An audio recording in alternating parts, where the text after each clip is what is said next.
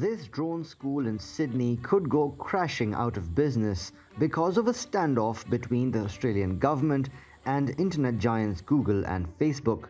The government wants digital platforms to pay local news media outlets for carrying their content, but the tech giants oppose the decision and are threatening to stop operating in the country. Businesses that rely on digital advertising to attract clients, like the DroneIt Group, are concerned they'll have a much harder time reaching potential customers. There will be challenges. We'll need to pivot our marketing strategy and our website strategy. I think there's a lot of variables there, but we'd obviously move a lot of our focus onto Bing. We'll also move a lot of focus onto social media. Australian companies spend about $10 billion on online advertising each year. More than 40% of that goes to Google, making it the country's dominant digital platform, while Facebook controls about 7.5% of the market. Microsoft's search engine gets a much smaller piece of the pie, but it's gearing up to fill the void if Google and Facebook follow through on their threat. The Australian government, however, says it can get the internet companies to pay up and stay put. We're going to see some significant commercial deals, which could be of real benefit to the domestic media landscape, and see journalists rewarded financially for generating original content, as it should be. And the threats seem to have subsided for now. On Monday, Google signed a deal with one of the country's largest news providers, 7 West Media. It will reportedly pay up to $30 million a year to feature the group's news content. It's also inked deals with smaller outlets like The Conversation, Private Media, and The New Daily.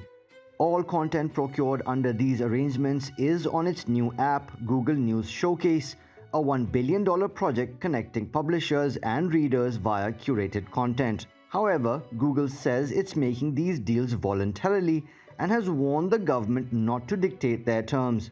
Unless Canberra, Google, and Facebook see eye to eye, thousands of small businesses may have to search for business elsewhere. Mubin Nasir, TRT World. Let's get more on this now with Steve Keen, who's an economist and honorary professor at University College London. He joins us now from Bangkok. Good to have you back with us, Steve. Now, let's look at the background to this proposed Australian law. It came about after the country's competition regulator basically found that there was an imbalance of power between the platforms and the media companies, which threatened the viability of these news organisations. But do you think big tech companies should pay for displaying local news content and snippets of their content on their platforms? I think I'd rather go further back than that and say, why did this problem arise in the first place? And it really is because newspapers, media groups simply have never mastered the internet. You would be familiar with the experience of seeing an interesting story and clicking on it and then being told you had to subscribe to the newspaper. That's okay if you're talking about your own domestic newspaper, but if you're in Bangkok and you find something in Sydney, you don't necessarily want to pay for permanent news from Sydney to read that one article. So I think it's the ineffective response that media groups have made to the internet right from its very outset that has put them in a situation. And I think it's a bit silly in the way it's been done by the Competition Commission to try to use this way of forcing Google to pay the news organisations rather than news organisations themselves, developing a system like, for example, Inkl, I-N-K-L, that I subscribe to, which aggregates news and which lets you pay for stories directly as you read them.